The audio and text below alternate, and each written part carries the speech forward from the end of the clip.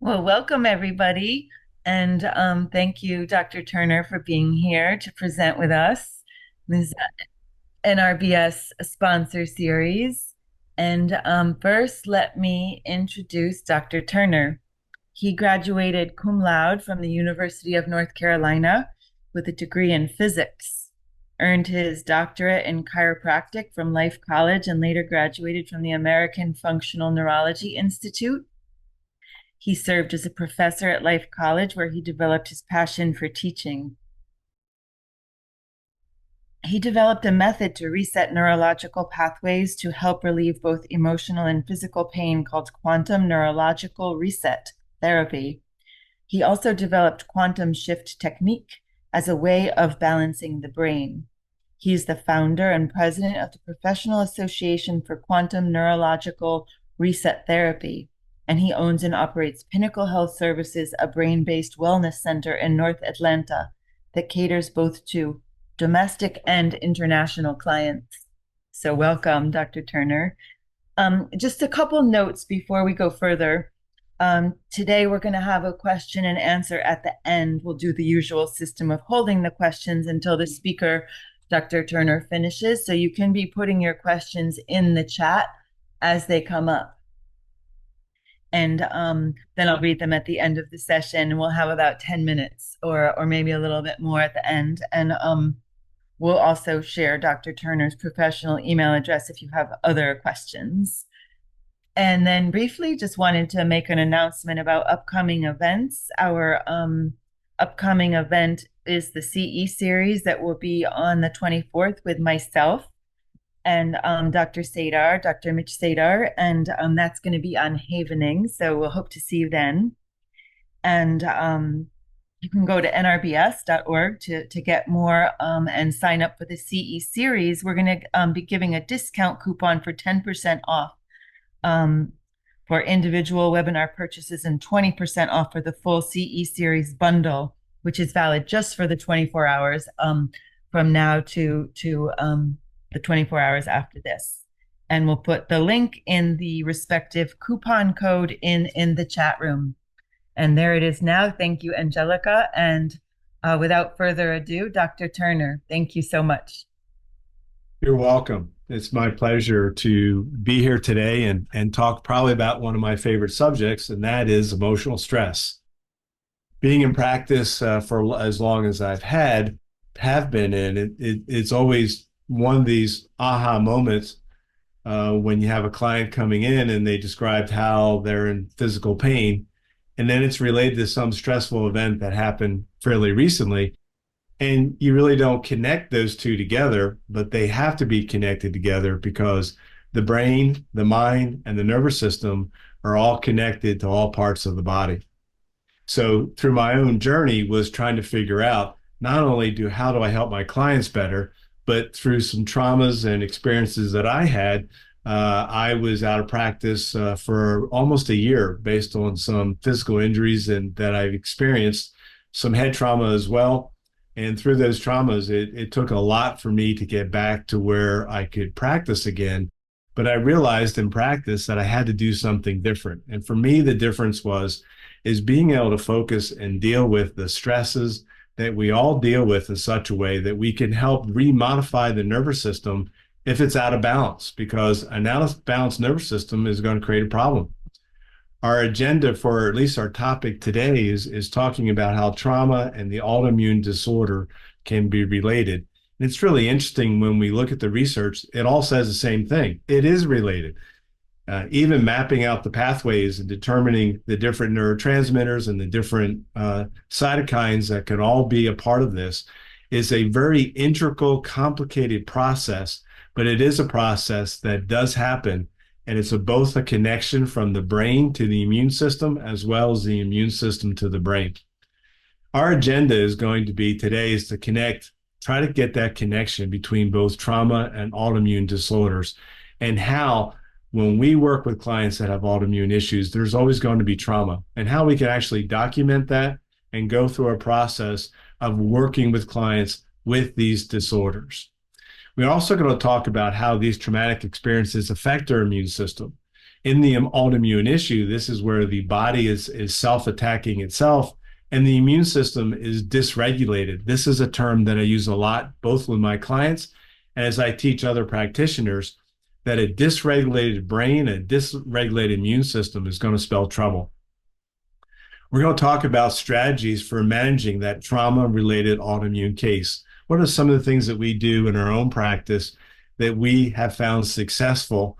Some of them we've been using for quite a while, and some we're going to talk about are some new things and new therapies that we've instituted that we're actually seeing some nice progress and some early progress with some of these very difficult cases. And then I'm going to throw a few case studies just to show you the process, how we look at a case when they come in and how we try to evaluate them to determine, what would be the best process in trying to help this client. I think, everyone here, listen, if we have clients or if we have family, our ultimate goal is what can we do to help people overcome trauma in their life, overcome health issues in their life, overcome pain, because we want people to experience the best of life. I mean, this is what we have right now. And to experience the best is something we wish for everyone. There's no one that we want to have people suffer. And we're here today and we have practices and we do therapies because we want to relieve suffering. We want to help people to do better in life. And so why is it important to identify autoimmune conditions? Well, one is that 1 in 3 people that are going to walk in your door are going to have some inflammatory or autoimmune condition that probably will somehow need to be addressed. And we just can't think about dealing with clients from the neck up. We're going to have to deal with the whole body. So autoimmune diseases participate and perpetuate these common conditions that we are having problems with in our society, anxiety and depression. And it makes this vicious cycle of this frequent setbacks and requiring continuous care. Clients with autoimmune have a deeper sense of hopelessness, and they have a tendency to spiral into both despair and depression. If we're going to consider autoimmune as potential factors, then we're going to need to think about these clients that resist our therapy. These are the tougher clients. These are the clients that come with case histories, that they see multiple practitioners. They've had a number of different therapies. And what do we have to offer them that might be helpful to help them out of their suffering that they're experiencing? This is a way to explain to your clients why this particular treatment plan and the therapies that we may prescribe for them will include more than one approach. Autoimmune cases it's just not one and done with these type of cases. It's going to include a multitude and a multi-layered approach to make a change. Well, autoimmune is this, people are really, their immune system, their nervous system are really not regulated or dysregulated, and they're attacking themselves. There's no snap of a finger to make this go away. But the joy of this is helping an autoimmune case when no one else has been able to help them can be quite rewarding. Let's talk about the National Institute of Health, NIH. They estimate that 23.5 million Americans suffer from an autoimmune disease, and the prevalence is rising. It's interesting, though, we look at another association, or it's called the American Autoimmune Disease Association, the AADA, and they report 50 million Americans suffer from autoimmune. What's the difference? Well, the NIH really only looks at 4 or 5 primary autoimmune conditions, and that's what they look at when they're doing this study, where the Autoimmune Institute or the AADA, they're looking at much more. And so that's why they have such higher numbers. Researchers have literally identified 80 to 100 different autoimmune diseases and suspect that over 40 additional diseases of having autoimmune basis. In other words, it's a growing problem. And that's why 1 in 3 of our clients are going to have some aspect of autoimmunity or some level of inflammation that we're going to need to deal with. That connection between trauma and the autoimmune disorder. Looking at studies, one of the studies we find a lot is that the long-term unresolved stress, and that's what we're considering, it certainly has been studied in PTSD, post-traumatic stress disorder.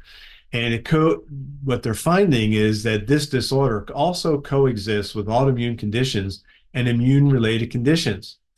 Research has shown that long-term stress-related disorders, such as PTS, may increase the risk of autoimmunity.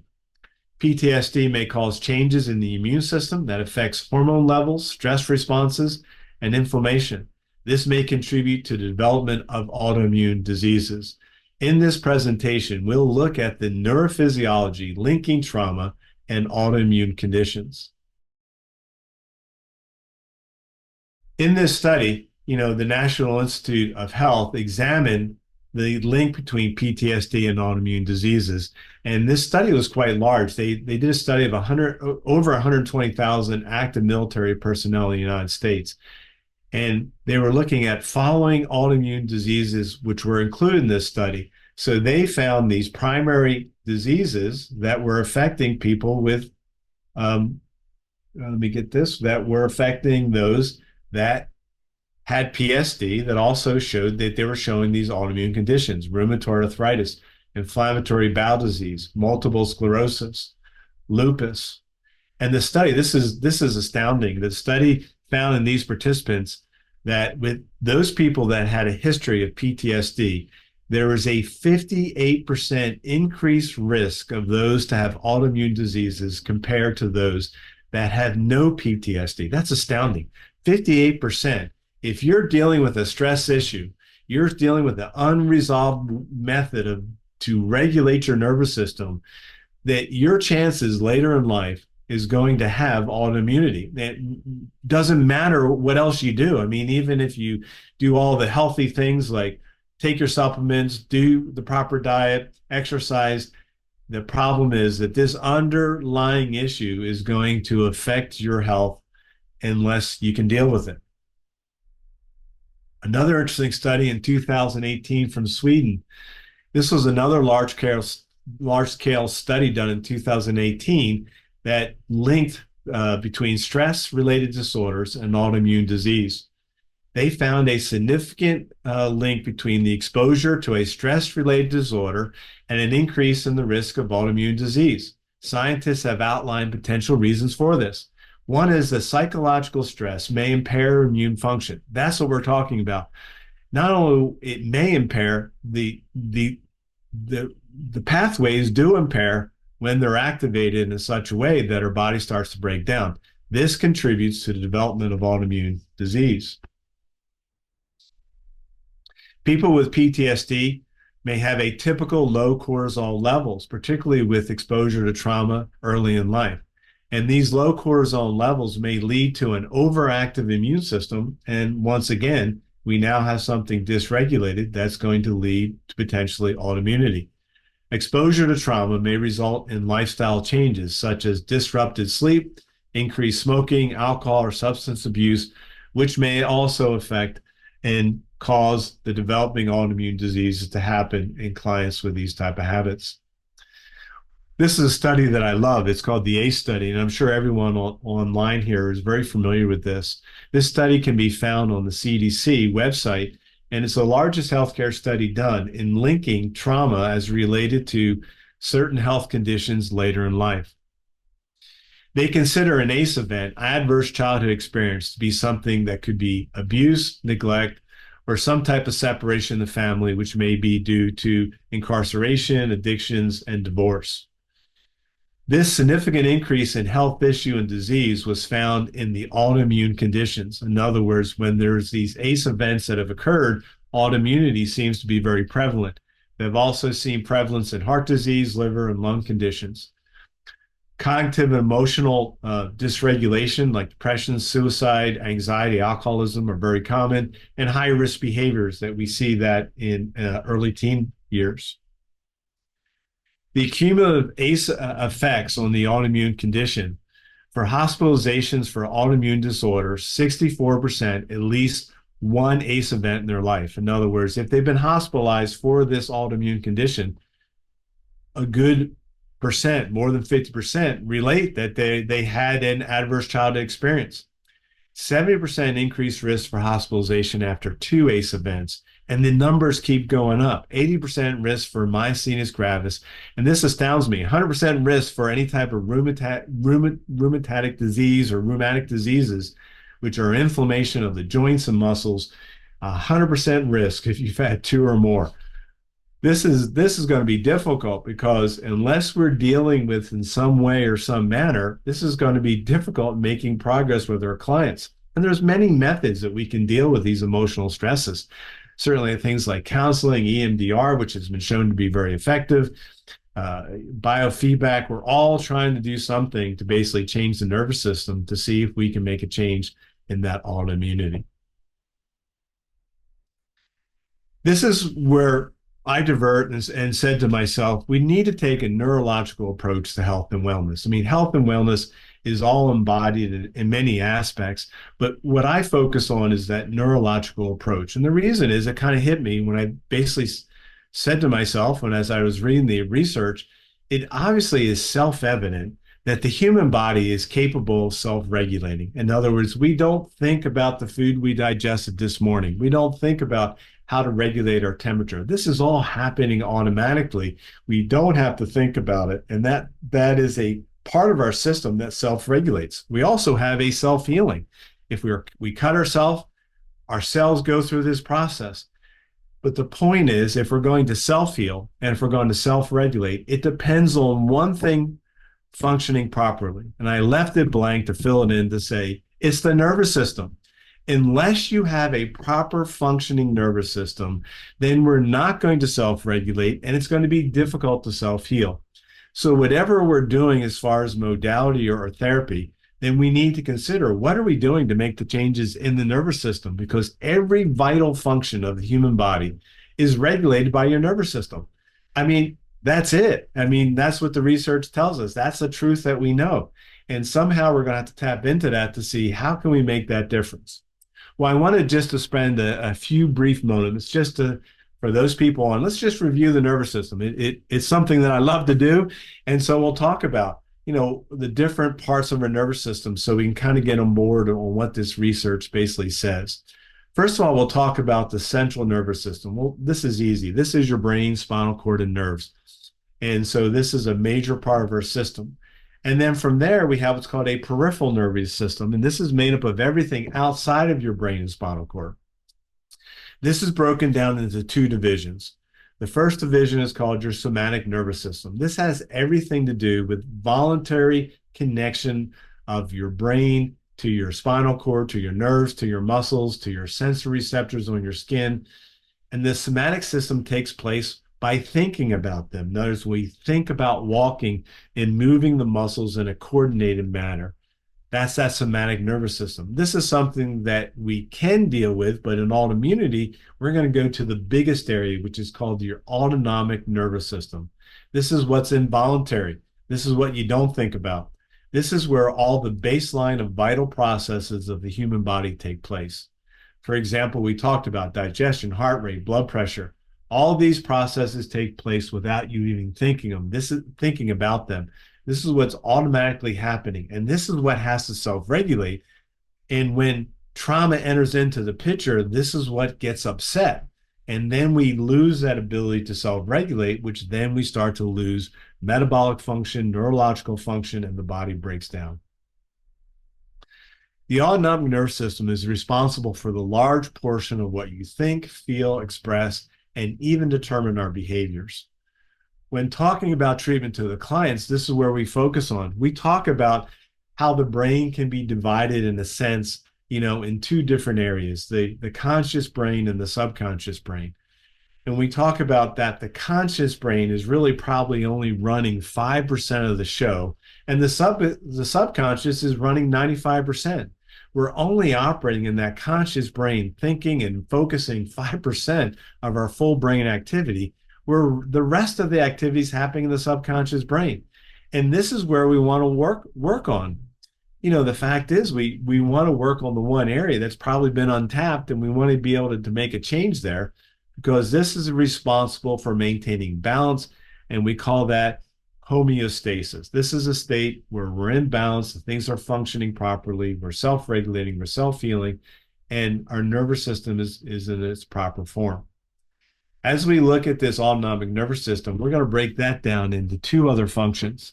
We have the parasympathetic nervous system. This is when it's activated, you feel relaxed and you're at ease. This helps to modulate the fight and flight response, and break that tension, combating anxiety. We simply call this as rest and digest. The parasympathetic system is all about resting and digesting. The sympathetic nervous system is the mobilization of this system that allows our body to prepare for action, commonly now referred to that fight or flight system. This system is helpful and necessary when we need physical energy. It becomes unhealthy when we can't take action and it becomes over aroused. And I'm sure you've heard what's called sympathetic dominant. In other words, it's much more easier for a client to be over aroused and sympathetic dominant than it is to be over aroused in the parasympathetic nervous system. That sympathetic system becomes so dominant that it becomes impossible for healing to take place because there's never a sense of rest and relaxation occurring. We also look at the parasympathetic as being the brake and the sympathetic system as being the gas pedal. And what happens with clients, they're full force of their foot's on the gas pedal, and they really have burned out their brakes. In the field of what we call psychoneuroimmunology, this is a great science field. I was so excited when I first started getting involved in what I was doing and finding that there's actually research in this, that people are looking at how the psychoneuroimmunology are all kind of connected.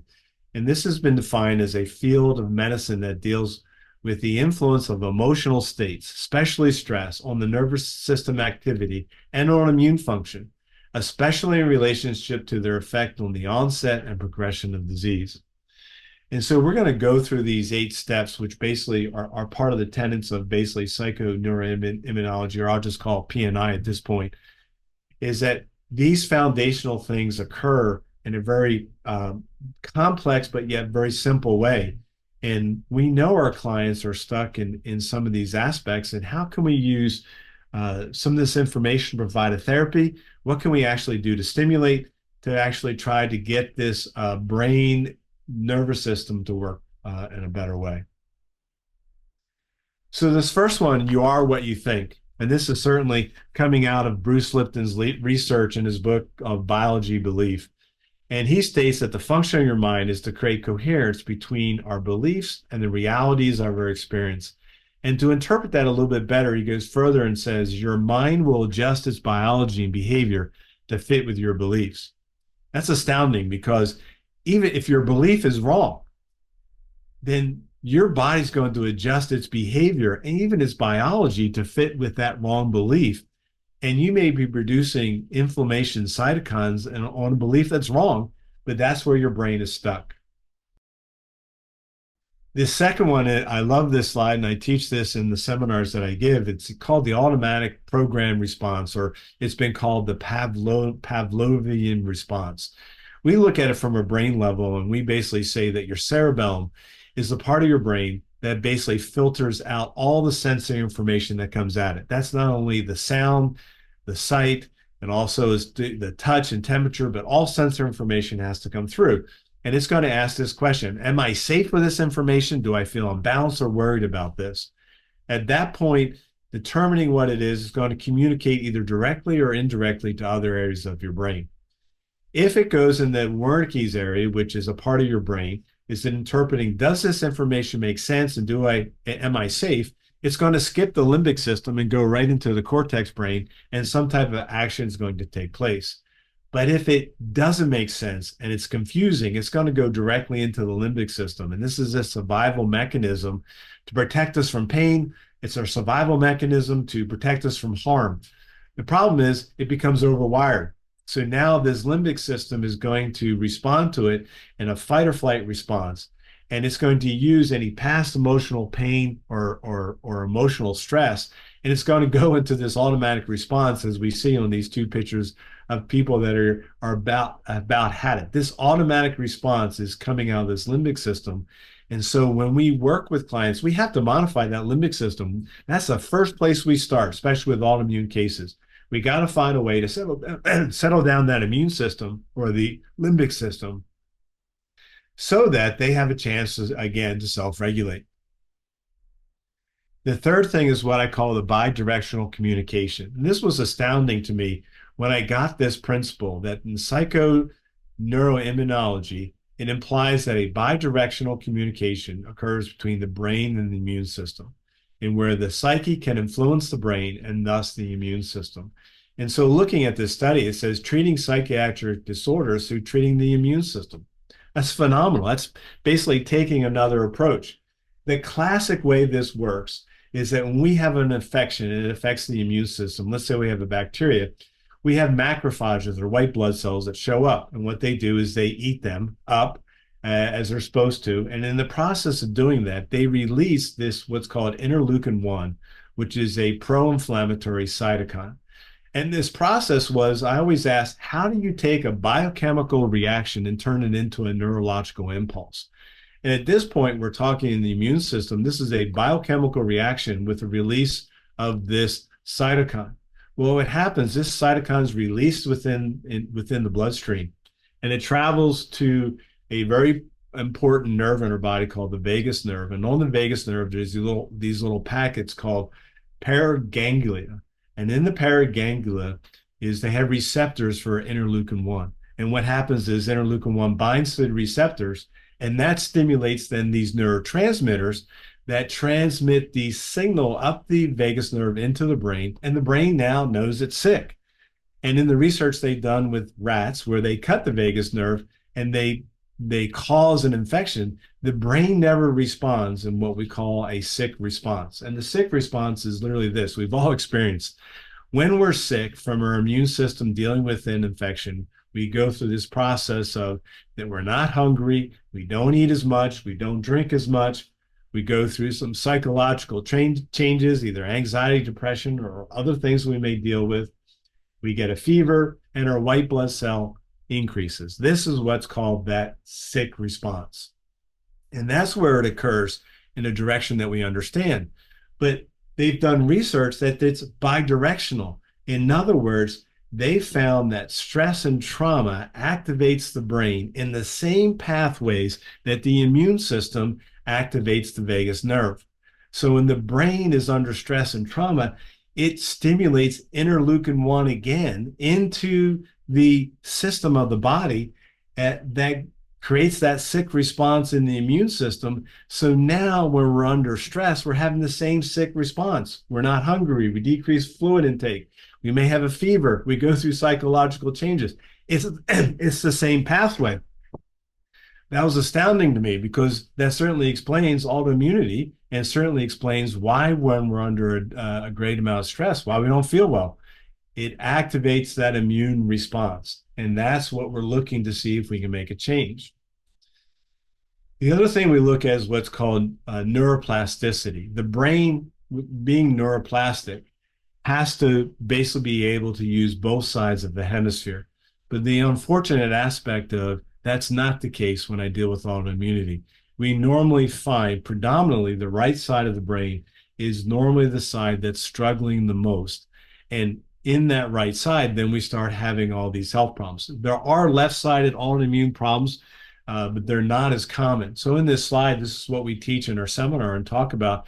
When we evaluate the brain and we start finding what we call hemisphericity, in other words, they're no longer neuroplastic, and they're finding one side of the brain is either overwhelmed or underwhelmed, it's not operating at a high level, then we start dealing with fatigue, digestive issues, autoimmune conditions, brain fog, anxiety, and these are the classic symptoms that I see with so many autoimmune type cases when they're definitely stuck on that right side. So it's our job, or at least my job, to try to find a way that we can actually create that neuroplasticity back in the brain and to get the pressure off the brain, so again, so it can self-regulate. Chronic depression, I threw this in here, the chronic depression increases with pro-inflammatory cytokines like what we just talked about, interleukin 1. And it influences social and affective neural processes that create depressed moods. So depression is so common as it relates to autoimmunity just based on the fact that they're inflamed. And we have to find methods to decrease inflammation, not only in the body, but also the brain. This was one of the things that when I was researching autoimmunity, and as I would find the research, it would say, yes, there can be some genetic predisposition. There can be some dis-ease and dysfunction, trauma, both physical and emotional. But the emotional stress, as it comes down to, is the biggest factor that's going to affect the inflammatory responses both in the brain and the body. And we now know bidirectionally that the brain is under stress, we're stimulating an immune response.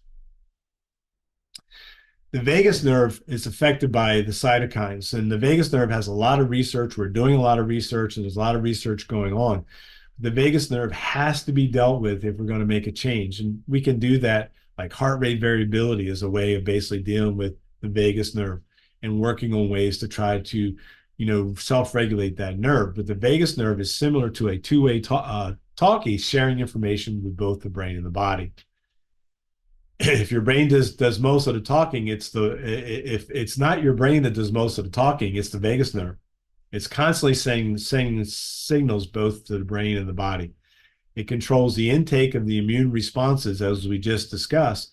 And a healthy vagus nerve stimulation suppresses, interesting, if we have good vagal nerve output, then it suppresses the pro-inflammatory cytokines, especially the interleukin-1, which is we would want that to happen so that we can be more in a state of parasympathetic instead of that sympathetic overload. So this polyvagal theory was quite interesting.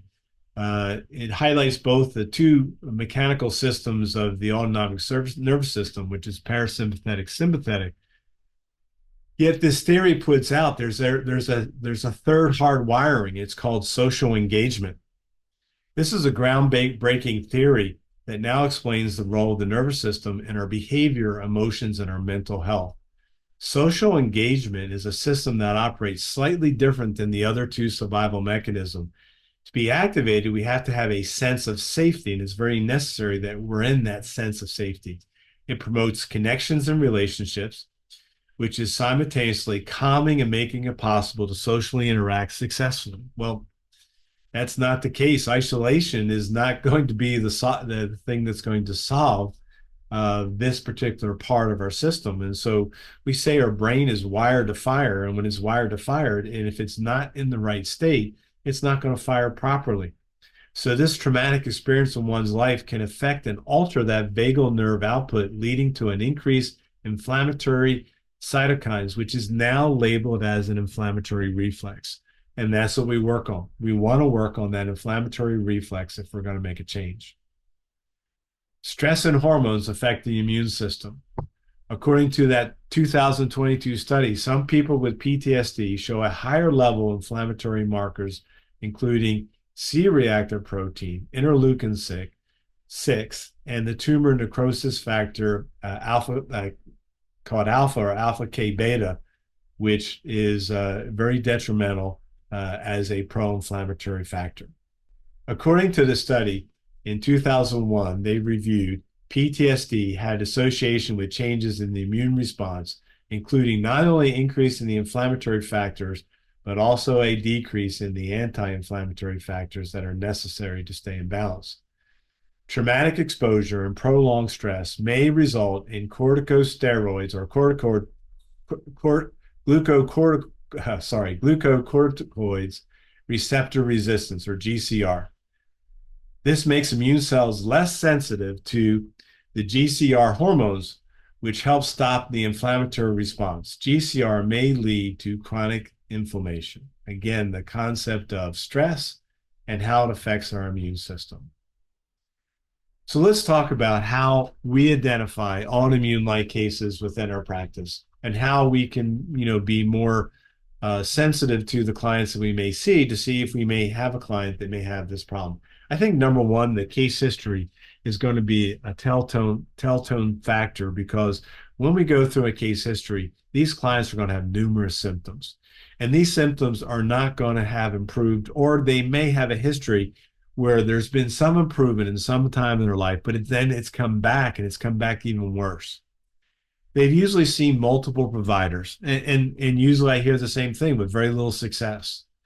Or they'll come in now and they'll have an existing diagnosis, which makes it more easier, but we're still left with the fact, knowing that if they have an existing autoimmune diagnosis, that this case is going to be more difficult based on the inflammation. There may be labs, inflammatory markers like C-reactive protein, thyroid antibodies, neurological testing, One of our big things is we find that the cerebellum is very sensitive in inflammation. So we go through a full cerebellum evaluation where we're testing eye movements, accuracy, balance, and coordination. And this is what we're looking for to see if, in fact, there is some dysfunction in the nervous system. We'll normally always find it in the cerebellum. And then some of the gold standards that we use are common EEG findings. These common EEG findings are going to be gold standards. And we measure for dysfunction. It also helps us to measure for improvement. One of the things that we see with very commonly within the brain when we do EEG findings is we see what we call poor alpha recovery. And we see it at several levels of the brain. We see it at O1, which is the back of the brain. And we also see it as CZ, which is in the central portion of the brain. We'll see this poor alpha recovery from basically eyes open to eyes closed. And we'll see that alpha doesn't increase hardly at all within 10 or 20 seconds after that measurement. So this alpha recovery is one thing. And then we typically may see these low-high, what we call these high-low alpha ratios in the brain may show elsewhere as well. And this can be a common finding. One of the methods that we use to deal with autoimmune issues is that we look at what we call a method, as they said in my bio, is a method we call quantum neurological reset therapy. This is a proprietary protocol designed to create a neuroadaptive shift in the body to help the brain recover from that emotional stress and trauma. This is what I train other practitioners of all walks. We treat counselors, we treat therapists, we treat chiropractors, medical doctors in this protocol because it predominantly focuses on getting the brain to try to recover and deal with that emotional stress or trauma. And the way it's done, and from a standpoint, is that we use body reflexes, we use neurological reflexes to determine what the stress is. And we don't ask the client to stress. We can tell them what the stress is based on our findings because we just read the body's reflexes. We read the body, in a sense, to find the trauma. The other method that we use, and this is something we've been using over the last year and a half, it's one of our newer methods, and is shown to be highly effective. It's called bioregulatory therapy, and we use a technology called CellCom. We find that when using this protocol, that we use it for the first 48 therapies, and we are using immune protocols before we really get into any type of neurofeedback or biofeedback, because we find this to be very, very effective in regulating the nervous system. And then later on, we can start adding things to this program, things like shock, which would be traumas, depression, anxiety, emotional balance if applicable. And then when we're ready to do things like neurotherapy, we're ready to work on those trauma markers in the brain. And that's where we'll do some simple things like alpha push at both CZ and O1. And then we'll be working on the back of the brain where the cerebellum, where we do theta beta suppress, where we're basically increasing theta and trying to decrease beta. And that's what we call poor stress tolerance in the back of the brain. All right. And then we also bring in what we call brain balancing exercises that target to the cerebellum because it's so foundational in trying to get the brain recover. Because as we've talked about how sensitive that is to inflammation, and that's our ultimate goal. We want to get a change in an autoimmune case fairly quickly. And listen, we're not telling our clients that that we can cure autoimmunity because that's not really true based on the science. But what we are saying is we want to teach your brain how to self-regulate. We want to get your brain to be more balanced so that we can manage this problem. We can live a more productive life. And we know what the triggering factors may be. BRT is a bioregulation therapy that both combines biofeedback and pulse electromagnetic fields and a technology to improve communication between the cells. It really kind of unblocks the body, which is what we're looking for. And it's trying to create that cell harmonization, and so that it calms both the body and the nervous system down. So it gives us a chance to really work on getting the body to reconnect and self-regulate. And we have seen not only quicker results in the symptom relief, but we've also seen accelerated results in the symptom relief as well. You'll see with the case studies that these aren't quick cases. And so But we're trying to get that change early on. And once we get that change early on, we may use other therapies later on that may be more of a training aspect. But from a BRT standpoint, we're really mainly trying to improve that communication. And it's basically the broad spectrum of the body's electromagnetic signals. It's a real-time biofeedback loop with a gentle signal output. It's obviously okayed by the FDA as a Class 2 biofeedback device. And we see the benefits, as I talked about, where it's calming the system down. It's giving that therapy resistance. You know, this is a difficult thing with autoimmunity. They become resistant to all therapies, and you'll see in the case studies that I present. Now, almost everyone they have some level of therapy resistance, and so BRT helps us through that process so that we can work with a client, maybe get them on certain products a little bit earlier on than I normally would, and help to regulate the system. It has shown to be even a better source or a better aspect instead of neurofeedback in the beginning, especially for that sensitive case, and then eventually getting in to do biofeedback and neurofeedback. We usually begin this with very sensitive clients, as we talked about. It's very successful with autoimmune cases, and as we said, it provides quicker results. And this kind of shows you what a screen looks like, where you have all these different immune things on the left-hand side that we can choose from. It actually gives you some ideas of how you may basically place the placement of the pads on the client and maybe some things you might want to consider. And then here are the more common ones that we use. They're numbers that we use. And this may be for somebody that actually has a unit, maybe looking like what are the things that we use. And this just shows you a lot of the common programs that we're using for that.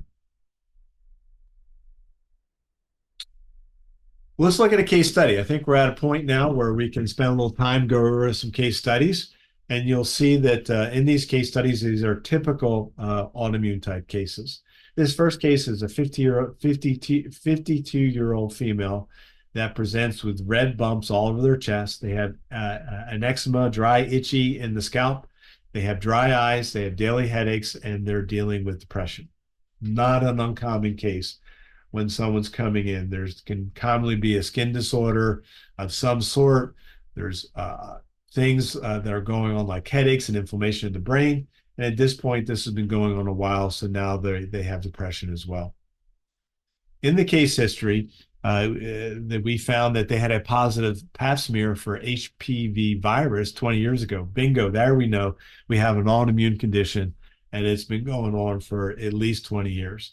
They've seen numerous dermatologists. They've been on numerous medications with minimal results. They tried nutritional therapy, and that was the worsening. The symptoms worsened because they're in a resistive state. They're on antidepressants with mild results, and they have a multitude of other health conditions which they seek treatment for. And so they're monitoring, for example, a lump in the lungs. They're monitoring something else in the brain. None of this is progressing it any further, but the unfortunate aspect is this person is in that classic state of autoimmunity. And so in the neurological exam, this is what we find. We'll find bilateral cerebellum imbalances. We'll test balance, we'll test coordination, we'll test accuracy, and we'll find both sides of the cerebellum won't actually function very well. And then as we go through and test the rest of the brain, we'll see, well, here we say, and then we go into right cerebellum failure in both accuracy and balance. So this was even more pronounced on the right side, and coordination. And then when we tested the brain and other neurological aspects, for example, we can test, things like the temporal lobe. We can test areas of the occipital lobe, and we find that everything seems to go on the right side. There's that right side hemisphericity. So we have a classic case of autoimmunity, bilateral cerebellum imbalance.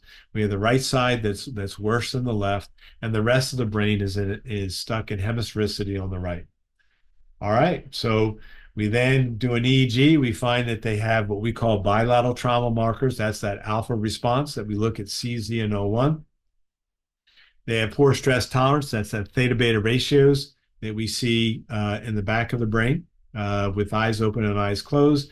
And what happens is that ratio decreases with eyes closed, which tells me that the brain is not resting and recovering.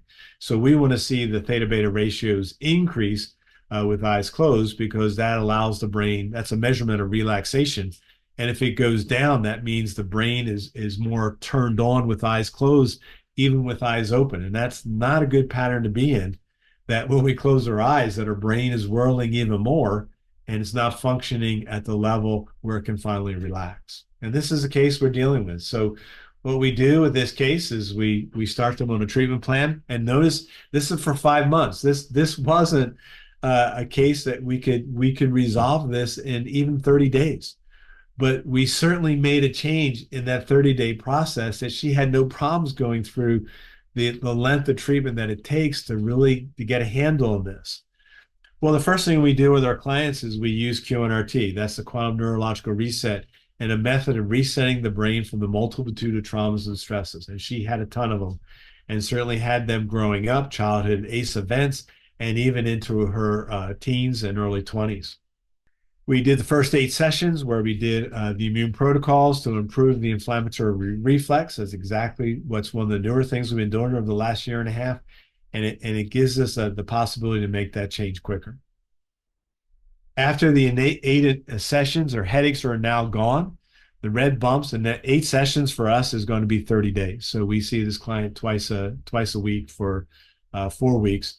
The headaches are completely gone. The red bumps on the chest have localized now to a silver dollar.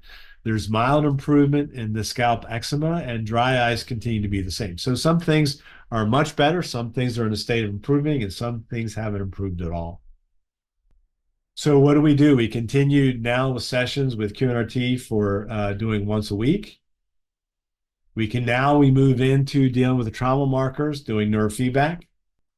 We continue now doing some BRT protocols, but now we're kind of focusing on something called shock, and we're actually doing some colon health, so some gut profile stuff. We felt that when we did some nutritional testing with her, that we felt that the gut had to be rebuilt. They're on some type of brain exercise, doing some eye tracking, balance, and accuracy. They're doing it at the office. They're doing it at home. And now we're doing some diet modification to improve the gut biome and digestion.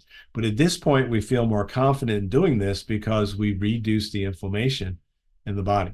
So what we see here are just some numbers here where we're basically looking at theta beta ratios pre-therapy, what happens when they come in. We're looking at theta beta with eyes open is 1.13, and you see this pattern. What happens, they close their eyes, that number should go up, but it drops down like a rock to 0.75. That's what we don't want to see. And then when we look at, we're looking at alpha recovery in 10 seconds, it's 29, and it's only 4%. So we want to see that to be at 50% initially, and it's below that level. And then it does finally in 20 seconds, it goes up about 50 to 45%, but we see both in CZ, we're 4% initially, 29%. We want to see those numbers to be over 50. We'll look at the changes now. We're now redoing this 5 months later.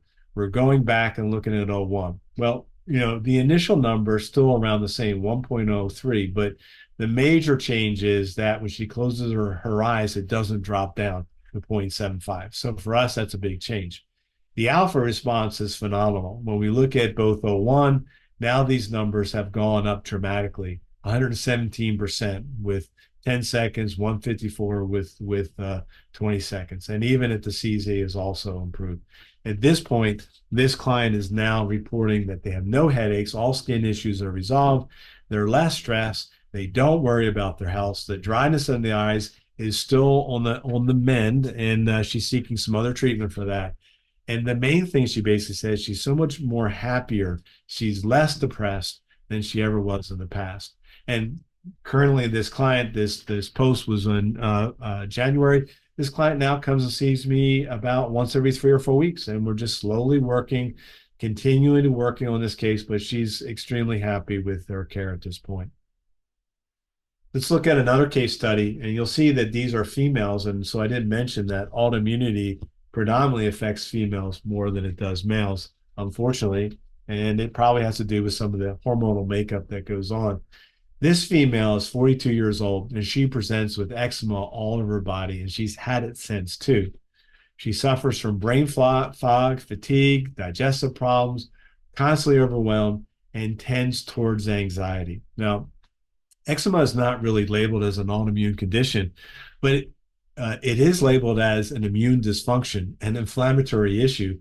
And they basically state that if someone has eczema, there's usually some underlying autoimmunity that's connected to it. Let's see what this case presents with. All right, the case history shows that she had mild improvement in skin symptoms from the age of 9 and 12. So some of those symptoms got better. She thought everything was better. But then she developed a severe breakout when she got married and went on birth control. And now she had the worst breakout ever, much worse than it was prior to the earlier ages. This severe breakout has also occurred after each childbirth that she's had. She's had several children. And it's also happened after some recent COVID infections. She's tested positive for herpes virus. So there's our autoimmunity, that the underlying issue. And she has tried nutritional therapy only to worsen again. How frustrating, to try to do something on your own or try to work with a provider that's trying to rebuild the gut, the common things that you try to do, but she gets worse with any other type of nutritional therapy. So it's obvious the thing that I'm not going to start with is nutritional therapy. So I'm going to start with the thing that I'm most comfortable with, and that's going to be in the nervous system. The neurological exam showed bilateral cerebellum imbalances. Again, we see right-sided problems. And then we see right-sided brain hemisphericity, almost exactly like the last case. The EEG findings found, again, bilateral trauma marker, CZ01, poor stress tolerance with eyes closed, decrease with eyes open and decreasing with eyes closed. So same, 5 months. This is a 5-month case again. But this is a person has issues all over her body now. This is a much more difficult case from a practitioner standpoint. And so once again, we just say, listen, we got to get your nervous system to self-regulate. So we're going to basically address these multiple traumas that she had. She had a lot of separation issues growing up. Her father had a fairly normal household, but her father wasn't around as much due to work, and she really was just more prone to these separation issues. First 8 sessions, again, immune protocols to improve the inflammatory reflex. The initial 8 sessions, we had moderate improvement seen in the overall skin. So actually, even after a month, she started to improve in her skin and the itching and all the other. She would have broken sores from just itching it so much. They would scab and they bleed. She was having nice pink skin over most of her body, especially over her hands and elbows. She still had that in that area after that 30 days, but she reported a significant improvement in fatigue and brain fog, which is one of her symptoms that she basically talked about. We continued once a week again. This is kind of our protocol, and we continued that for several months. We did neurofeedback again in the same areas. We did BO protocols. In this case, we continue with the immune functions, and we worked on some anxiety. So that's the difference. We didn't do as much gut rebuilding. We got into the stay with the immune, dealt with anxiety numbers with BRT, which is very helpful. We continue with some brain exercises and diet modifications. In her case, we only decided that the only thing she really needed was some enzymes for some doing some protein breakdown. We do some urinary tests in her office, and we determined that she wasn't breaking down protein very well. And so we just put her on one supplement to help with breaking that down. That was enzymes. And we included that she would drink more water. All right, so this is what we look at. So again, we look at this case where we're seeing the O1 area of theta beta where it's lower than it should be. And when she closes her eyes, it goes down. We then look at trauma markers, 2%, way low, way too low. We like to see above 50% in this case, and the numbers didn't go above after 20 seconds. So we come back, and now this case, we're about 3 to 4 months, about 4 months in this case. And so now look at our theta beta ratios. Wow, went way up, 1.64. She still drops, but it's higher than it was. And we look at these trauma markers that have just greatly increased, 227. This is phenomenal stuff when I see this on a post result.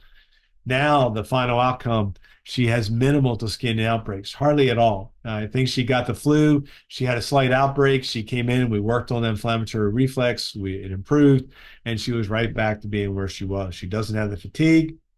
She doesn't have brain fog. And that general sense of being overwhelmed and anxious is gone. And this is a case, again, that I see probably once a month. Why do I see that case? It's not that I tell them that I want to see them, but they want to make sure that they're handling and regulating properly so that they don't have a setback. And so a lot of the clients that I see like this is I dismiss. I say we're fine, but they're like, no, I want to come back and see you at least once a month. I want to make sure that my nervous system is regulating properly. This last case is a simple case. It's just someone that comes in with Hashimoto's. The initial intake, I have an MD friend that is working with the case. She wants to do more natural approaches. Her symptoms got worse after she got COVID. And so she has diagnosable aspects on blood work. We have bilateral cerebellum. But in this case, the difference was left brain hemisphericity. We had the same findings, bilateral trauma, poor stress tolerance.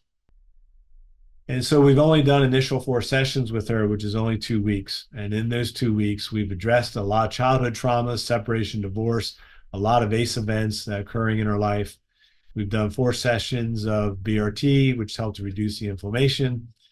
And at this point, she's now relating that her energy levels are much better. She's thinking clear. She feels less stuck. And so we see that we're making progress in her case. And so we'll continue it again once a week. We'll continue with BRT with her. We'll be moving into biofeedback, neurofeedback with her, and being able to progress her along the way. And no doubt that she will, have a nice improvement. She'll probably be on low-level medications to deal with this. And we can see that she drops as well. And in this case, we see she starts off pretty well, but 20 seconds later, she really drops down. That's a sense that we're dealing with trauma. All right. So, guys, I'm sorry I went a little bit over. Hopefully the information was good. You found it interesting. I did go through it quick. I apologize, but some of those slides I could have spent an hour on, but I do teach this and I do go over this in seminars. And so if you're interested, you can see the link there where you can look and see when our next seminars are for this. And any information about our modalities and the things we use, you're welcome to send us an email there, or you can send if you want the sources of our quotes for where we got our information, we'd be glad to do that as well. All right, so if you want to open up for questions, I'd be glad to take them. All right, thanks so much, Dr. Turner. It looks like we have time for a couple questions. One of the questions comes from Gary Ames. He was asking about training below Yep. O1 and O2, and if you think that is training the cerebellum. No, it's not training the cerebellum at all. It is training the back of the brain, but it's not training the cerebellum. From a neurotherapy standpoint, a little tough to train that area. So we use other methods. We find the BRT is a great way to reduce the inflammation in the cerebellum. But we do work on the neurofeedback portion at O1 in the back of the brain to actually train the brain to relax. But in the cerebellum, we're doing exercises, we're doing QNRT, and we're also doing BRT to basically make an influence in the cerebellum. This is a good question, though, but we can't really do it through neurofeedback. Thank you.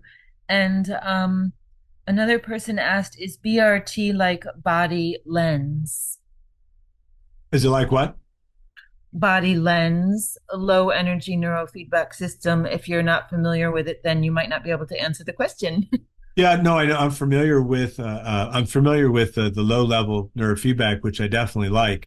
But that would be probably a question you would want to contact the company Cellcom, and they can certainly provide that question to that. I probably can't answer that. I know that the BRT is a biofeedback loop standpoint, but I know I'm familiar with the neurofeedback, so I really probably have to say I don't really know exactly, but you could get that information by following up with the sponsor of this seminar, which would be they can provide for you. Okay, well, thank you. And thank you so much, everybody, for coming. Also, Dr. Turner, thank you for providing your information. So if people had questions that weren't answered here, they could follow up with you at your email. So thank you, everybody, for coming, and we hope to see Okay, you I just again. wanted to put this next slide up if I could. This is just the slide for if you're interested in that question. I'm sorry. This next slide to get an answer to that last question.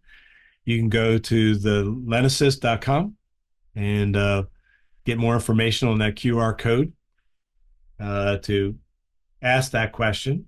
And they're offering a 5% discount on any purchases by April 25th, based if you attended this seminar as well.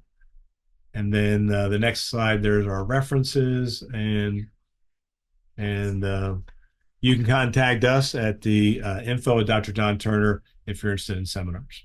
All right, so Okay, thanks there we so go. much, everybody. All right, you're welcome.